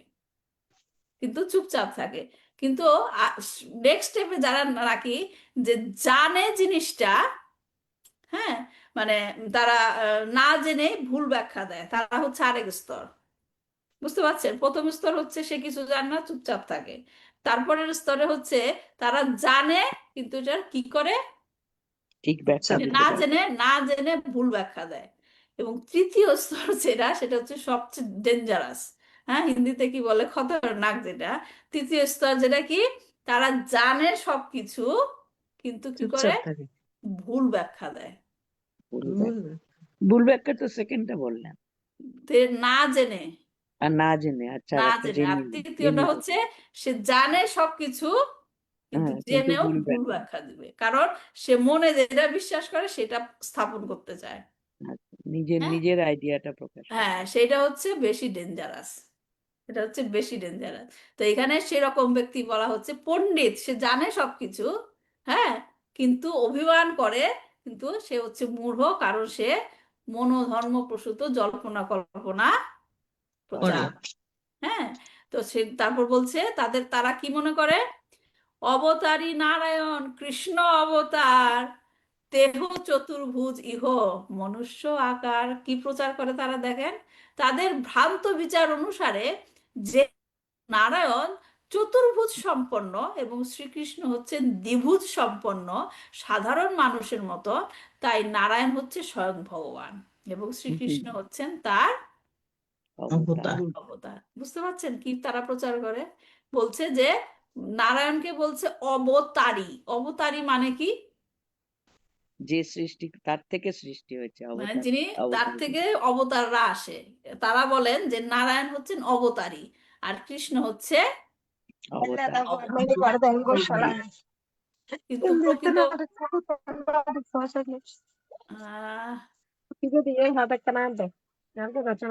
মাইকটা অন আছে, আই হ্যাভ টু মিউট। বুঝতে পারছি না কারটা। তাহলে কি তারা ব্যাখ্যা দেয় কি নারায়ণ হচ্ছে ভগবান এবং তার থেকে সমস্ত অবতার আসে এবং সেই সমস্ত অবতারের মধ্যে একজন হচ্ছে কি কৃষ্ণ। কৃষ্ণ। এটা হচ্ছে তাদের ব্যাখ্যা, দেখছেন পুরো অপোজিট। তো এটা হচ্ছে ডেঞ্জারাস তাদের ব্যাখ্যাটা। তথাকথিত কোনো কোনো পণ্ডিতেরা বলে যে যেহেতু নারায়ণের 4টি হাত আছে এবং শ্রীকৃষ্ণের 2টি হাত আছে, তাই নারায়ণ হচ্ছে আদি পুরুষ ভগবান, যার থেকে কৃষ্ণ অবতার রূপে প্রকাশিত হয়েছেন। এই ধরনের নির্বোধ পণ্ডিতেরা পরম তত্ত্বের বিবিধ প্রকাশ সম্বন্ধে সম্পূর্ণ অজ্ঞ। এখন বুঝতে পারছেন কেন আমাদের পুরুষ অবতার সম্বন্ধে জানা গুরুত্বপূর্ণ? তাহলে হ্যাঁ, আমাদের ধারণাটা ঠিক এই থাকবে। যে আসল যে ব্যাখ্যা সেটা আমাদেরকে বুঝতে হবে। যারা এটা বুঝতে না পারে তারা, এখন আপনাদের যদি কেউ প্রশ্ন করে যে বিষ্ণুর থেকে সবকিছু অবতার আসে, তখন আপনাদের মনে প্রশ্ন আসবে যে কোন বিষ্ণুর কথা বলছেন? মহাবিষ্ণু না বিষ্ণু। কোন বিষ্ণুর কথা বলছেন? তাদের মধ্যে এই জ্ঞানটাও নেই যে কি বৈকুণ্ঠ মানে একটা বৈকুণ্ঠ না, সেখানে অসংখ্য বৈকুণ্ঠ রয়েছে এবং প্রত্যেকটা বৈকুণ্ঠে এক একটা বিষ্ণু আছে। বিষ্ণু রয়েছে। তাহলে কোন বিষ্ণুকে আমি বলবো ভগবান? মহাবিষ্ণুকে বলতে হবে। বিষ্ণু তো ভগবান নাই মাতাজি। হ্যাঁ, না, বৈকুণ্ঠ লোকে ভগবান নেই, তা কৃষ্ণ হলো স্বয়ং ভগবান। আমি তো সেটাই বলতে চাচ্ছি যে যখন কেউ প্রশ্ন করে যে যে বিষ্ণু হচ্ছে ভগবান আর কৃষ্ণ হচ্ছে অবতার, তখন আপনাদের প্রশ্ন করতে হবে কোন বিষ্ণুর কথা বলছেন, হুম, তাই না? কারণ তাদের মধ্যে এই জ্ঞানটাও নেই। তারা এটাও জানে না যে অসংখ্য বৈকুণ্ঠ রয়েছে এবং অসংখ্য বৈকুণ্ঠে অসংখ্য বিষ্ণু বিষ্ণু আছে। রয়েছে। এই মতে নানা রূপ করে পূর্বপক্ষ, তাহারে নির্জিতে ভাগবত পদ্ম দক্ষ। এইভাবেই বিরুদ্ধ পক্ষ, এই যে পূর্ব পক্ষ যে তাদেরকে বলা হচ্ছে বিরুদ্ধ পক্ষ, নানা রকম তর্কের উত্থাপন করে, কিন্তু শ্রীমদ্ ভাগবতের শ্লোক অত্যন্ত দক্ষতার সঙ্গে তাদের সেই সমস্ত তর্ককে খণ্ডন করে। খণ্ডন করে। তো কিভাবে করে সেই শ্লোকটি কৃষ্ণদাস কবিরাজ গোস্বামী পরবর্তী শ্লোকে উল্লেখ করেছেন। কি বলছেন? বদন্তি বদন্তি তত্ত্বত বিদস্তং যজ জ্ঞানমোদয়ম ব্রহ্মেতি পরমাত্মেতি ভগবানিতি শব্দতে। যা অদ্বয় জ্ঞান মানে কি? এর কোনো দ্বিতীয় কোনো অপশন দ্বিতীয় নেই, নেই, অদ্বয় অর্থাৎ এক ও অদ্বিতীয় বাস্তব বস্তু। তত্ত্বজ্ঞ পণ্ডিতেরা তাকেই তত্ত্ব বলেন, ট্রুথ। হ্যাঁ, ইংরেজিতে বলা হয় যেটা ট্রুথ। হ্যাঁ, তত্ত্ব বলেন। সেই তত্ত্ব বস্তু ব্রহ্ম, পরমাত্মা, ভগবান এই 3 নামে অভিহিত হয়। হ্যাঁ, এই শ্লোকটি শ্রীমদ্ ভাগবতের প্রথম স্কন্দের 2 নম্বর অধ্যায়ের 11 নম্বর শ্লোক। হ্যাঁ, তো এখানে যেটা বলা হয়েছে কি ব্রহ্মেতি পরমাত্মেতি ভগবান, রাইট? ব্রহ্মণ কারা? যারা নাকি জ্ঞানীরা, পড়েছিলাম আমরা, রাইট? যারা জ্ঞান যোগের মাধ্যমে ভগবানকে জানতে চায় তারা কি মনে করে ব্রহ্মজ্যোতি হচ্ছে ভগবান। তারপর কি যোগ সাধনের মাধ্যমে যারা জানতে চায় তারা পরমাত্মা পরমাত্মাকে জানে, তাদের হৃদয়ে স্থিত পরমাত্মার ধ্যান করে এবং ভক্তরা কি করে ভগবানের ভক্তির মাধ্যমে, ভক্তি যোগের মাধ্যমে ভগবানকে জানতে জানতে পারে। পারে। তো তাহলে এই তত্ত্বজ্ঞান থাকা খুব গুরুত্বপূর্ণ। যিনি এই জ্ঞান প্রাপ্ত হন কেবলমাত্র তিনি ভগবানের লীলা উপভোগ করতে বুঝতে পারেন। সমর্থ হয়। হ্যাঁ, যারা নাকি এইভাবে ভক্তি মার্গে ভগবানকে সেবা না করে তাদের কাছে ভগবানের লীলাগুলি কি মনে হয়? অ্যামিউজমেন্টের মতো, রাইট? নাটক দেখি যেই রকম নাটকের ঘটনা, সিনেমার ঘটনা, তাদের কাছে সেই রকম মনে হয়। কিন্তু যারা ভক্তি মার্গে ভগবানকে জানতে পেরেছে তাদের কাছে এই লীলা হচ্ছে কি অত্যন্ত আনন্দদায়ক। তারা হচ্ছে রেলিশ, ইংরেজিতে যেটা বলে না, রেলিশ করে, উপভোগ করে। এবং ভগবান শ্রীকৃষ্ণ হচ্ছেন এই ব্রহ্মণ এবং পরমাত্মার উৎস, যা ভগবান শ্রীকৃষ্ণ নিজেই ভগবত গীতায় বলেছেন যে ব্রহ্মণা হি প্রতিষ্ঠাহা। হ্যাঁ, আমি হচ্ছি কি ব্রহ্মের প্রতিষ্ঠা, নির্বিশেষ ব্রহ্মের প্রতিষ্ঠা বা আশ্রয়। আর পরমাত্মা সম্বন্ধে কি বলেছেন? আহাম আত্মা গুড়াকেশা সর্বভূতস্য স্থিতা, আমি সর্বভূতের হৃদয়ে পরমাত্মা রূপে আছি। হ্যাঁ, তো এটাই হচ্ছে যে তিনি প্রমাণ দিলেন, যে ভাগবতমে এটার প্রমাণ দেওয়া হয়েছে, যে যে পূর্বপক্ষ বা বিরুদ্ধ পক্ষরা কিভাবে এটার ভুল ব্যাখ্যা দেয়। করে। শুনো ভাই এই শ্লোক করহ বিচার, এক মুখ্য তত্ত্ব তিন তাহারও প্রচার। হে ভাই সকল, দয়া করে দয়া করে তোমরা এই শ্লোকের ব্যাখ্যা শ্রবণ করে তার অর্থ বিচার করো। কাদেরকে বলছে? আমাদেরকে। আমাদেরকে বলছে, হে ভাই সকল, দয়া করে তোমরা এই শ্লোকের ব্যাখ্যা শ্রবণ করে তার অর্থ বিচার করো। একই মুখ্য তত্ত্ব তিনটি ভিন্ন রূপে জ্ঞাত হয়। তারপর আমি শেষ করে দেই, 66 নম্বর শ্লোক শেষ হলে আমাদের এই এই পার্টটা শেষ হবে। অদ্বৈ জ্ঞান তত্ত্ববস্তু কৃষ্ণের স্বরূপ, ব্রহ্ম আত্মা ভগবান তিন তার রূপ। স্বয়ং শ্রীকৃষ্ণ এক ও অদ্বিতীয় পরম তত্ত্ব, তিনি নিজেকে ব্রহ্ম, পরমাত্মা ও ভগবান এই তিনটি রূপে প্রকাশিত করেন। শ্রীমদ্ ভাগবতম থেকে উদ্ধৃত এই শ্লোকটিতে মুখ্য শব্দ ভগবান অর্থে পরমেশ্বর ভগবানকে বোঝানো হয়েছে। ব্রহ্ম ও পরমাত্মা হচ্ছেন সেই পরম পুরুষের আনুষঙ্গিক প্রকাশ, ঠিক যেমন রাজ্যের সরকার ও মন্ত্রিমণ্ডলী হচ্ছে রাজার আনুষঙ্গিক প্রকাশ। পক্ষান্তরে পরম তত্ত্ব তিনটি বিভিন্ন স্তরে প্রকাশিত। পরম তত্ত্ব পরমেশ্বর ভগবান শ্রীকৃষ্ণ ব্রহ্ম এবং পরমাত্মা রূপেও পরিচিত। ভগবানের এই সমস্ত বিভিন্ন প্রকাশ তার থেকে অভিন্ন। একই কথাগুলো বলা হচ্ছে। তারপর 66 নম্বর শ্লোকে বলছেন, এই শ্লোকের অর্থে তুমি হইলা নির্বাচন। কি সুন্দর কথা, দেখেন ভগবানকে বলছে তুমি নির্বাচিত হলা। এই শ্লোকের অর্থে তুমি হইলা নির্বাচন, আর এক শুনো ভগবতের বচন। এই শ্লোকের স্পষ্ট অর্থ তোমাকে তর্ক থেকে বিরত করেছে। তুমি আর বলো না, তুমি যে এতক্ষণ আমাকে বলছিলে তুমি আমাকে নারায়ণ বলছো, আমি তো নারায়ণ নই। হ্যাঁ, এখন তুমি ওই সেই তর্ক থেকে বিরত থাকো, কারণ আমি যথেষ্ট প্রমাণ দিয়েছি তোমাকে প্রমাণ করার জন্য যে তুমি হচ্ছ কি পরমেশ্বর ভগবান। মূল নারায়ণ, তুমি হচ্ছ ভগবান। হ্যাঁ, এখন তুমি সেই তর্ক থেকে বিরত থাকো। এখন শ্রীমদ্ ভাগবতের আরেকটি শ্লোক শ্রবণ করো। এখন কৃষ্ণদাস কবিরাজ গোস্বামী পরবর্তী ব্যাখ্যাতে যাচ্ছে, যেটা হচ্ছে শুরু হবে 67 নম্বর শ্লোক থেকে, যে কৃষ্ণ হচ্ছেন সমস্ত অবতারের কৃষ্ণ হচ্ছেন সমস্ত অবতারের অবতার। অবতারী অবতারী 28 থেকে 66 নম্বর শ্লোক পর্যন্ত আমরা কি পড়লাম?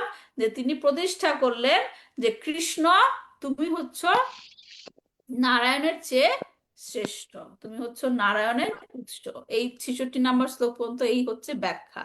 এখন 67 নম্বর শ্লোক থেকে তিনি আবার বলছেন যে আমি এখন তোমাকে একটা নতুন জিনিস আরেকটা বলবো, যে তুমি হচ্ছ সমস্ত অবতারের উৎস। হচ্ছে অবতারী। 67 নাম্বার শ্লোক থেকে শুরু হবে। আমরা নেক্সট ক্লাসে এই শ্লোক থেকে শুরু করব। ঠিক আছে, তাহলে আজকে এই পর্যন্তই থাক। ধন্যবাদ যারা কষ্ট করে শুনেছেন আমাদের এই আলোচনা। কারো কোনো প্রশ্ন আছে? আমার একটা কোয়েশ্চেন এটার ব্যাপারে না, আপনার কি ব্রহ্মসংহিতা বাংলা পিডিএফ আছে ব্রহ্মসংহিতা? না, আমার কাছে নাই, মাথাতে, সরি। আচ্ছা, কারণ ওই ইসে দেখেছি সেখানে উম, মানে পরপর নেই, কয়েকটা নামহট্টে রয়েছে কিন্তু পরপর সবগুলো নেই। আর অনেক জায়গায় আছে, আমি পিডিএফ পেয়েছি, সেখানে আবার পুরোটা না 62টা আছে, রাইট? ব্রহ্মসংহিতারই ব্রহ্মসংহিতা হচ্ছে সর্বমোট 29টা শ্লোক আমরা পাঠ করি। সেইগুলোই কি নামহট্টে স্পেশালি দিয়েছে? হ্যাঁ, কিন্তু হোল ব্রহ্মসংহিতা অনেক লং, কিন্তু আমরা যেটা টোটাল ব্রহ্মসংহিতা পাঠ করি, 62টা? হ্যাঁ, টোটাল শ্লোক কি 62টা? নো নো, অনেক লং, অনেক বড়। কিন্তু আমরা যেটা পাঠ করি বলি না ব্রহ্মসংহিতা পাঠ করা, সেটা হচ্ছে মাত্র 29টা শ্লোক সিলেক্টেড।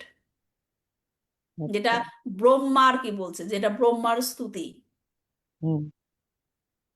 আর আরেকটা জিনিস হলো, আপনি কি এই সেকেন্ড চ্যাপ্টারে এই মধ্যলীলা এগুলোরও পিডিএফ মানে আমি ধীরে ধীরে দিবেন? পাঠাবো, যেভাবে ক্লাস প্রসিড করবে সেভাবে পাঠাবো।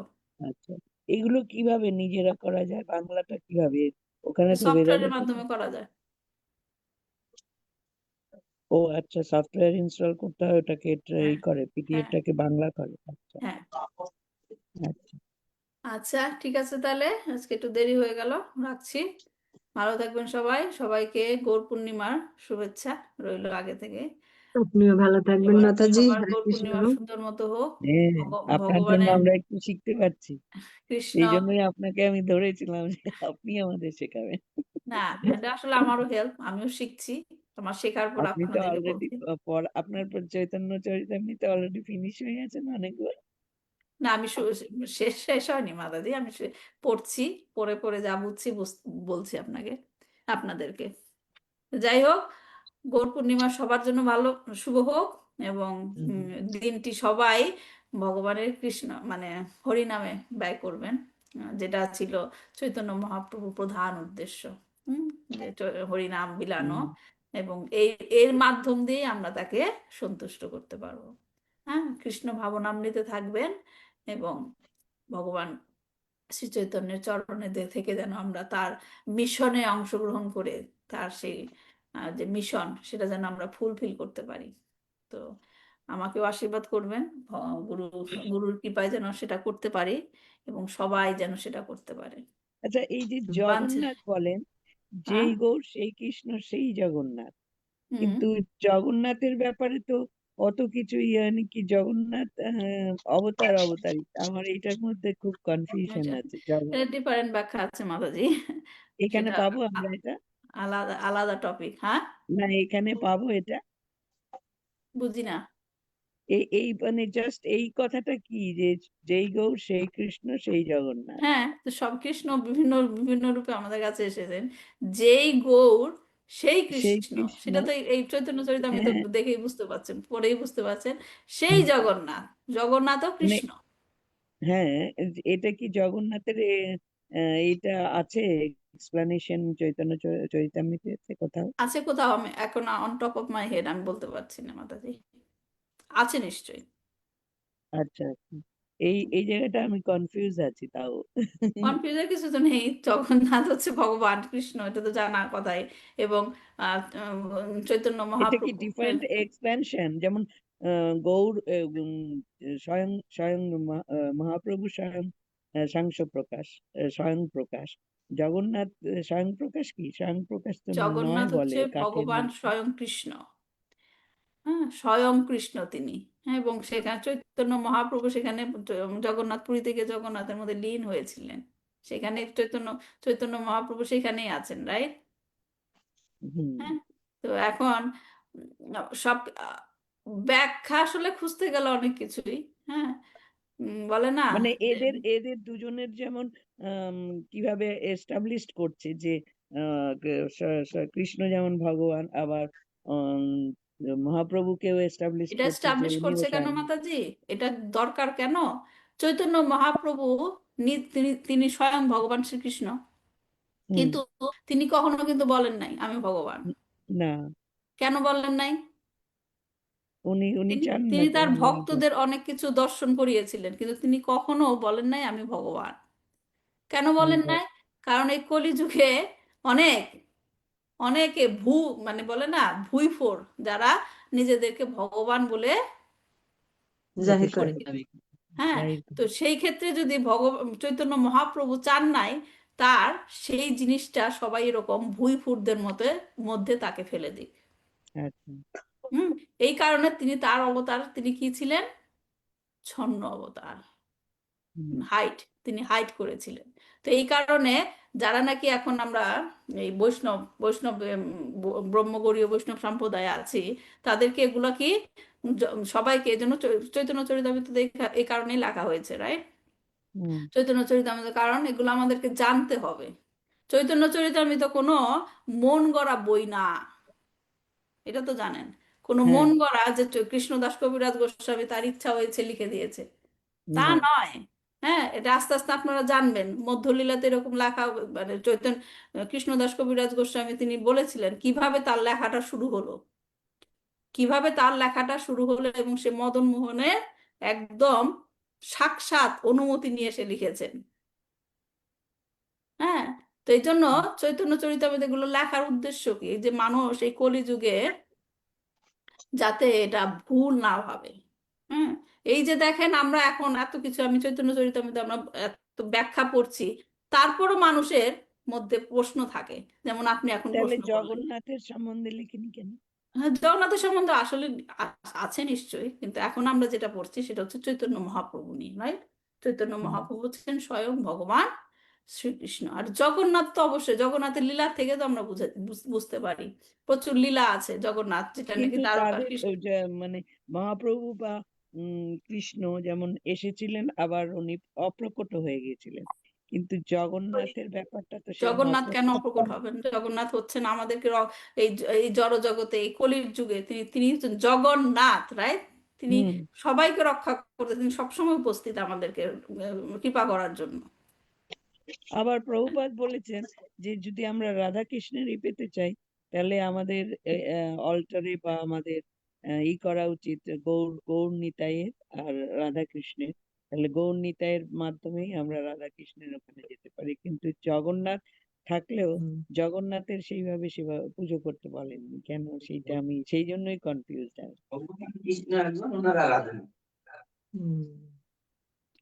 আচ্ছা, ঠিক আছে মাতাজি, এটা অনেক আচ্ছা ব্যাখ্যা ঠিক আছে। আছে, আজকে হ্যাঁ আমাদের ঠিক আছে। বাংলাদেশের যা ভক্ত আছে তারা অনেক রাত হয়ে গেছে তাদের, আমরা পরবর্তীতে কোনো সময় পেলে সেটা আলোচনা করা হবে। তো আজকে রাখছি এখানে। বাঞ্ছা কল্পতরুভ্যশ্চ কৃপা সিন্ধু ভৈবচ পতিতানাং পাবনেভ্যো বৈষ্ণবেভ্যো নমো নমঃ। নমো নমঃ। হরে কৃষ্ণ কৃষ্ণ। মাতাজি। হরে কৃষ্ণ। হরে কৃষ্ণ। হরে কৃষ্ণ, প্রণাম। হরে কৃষ্ণ। হরে কৃষ্ণ।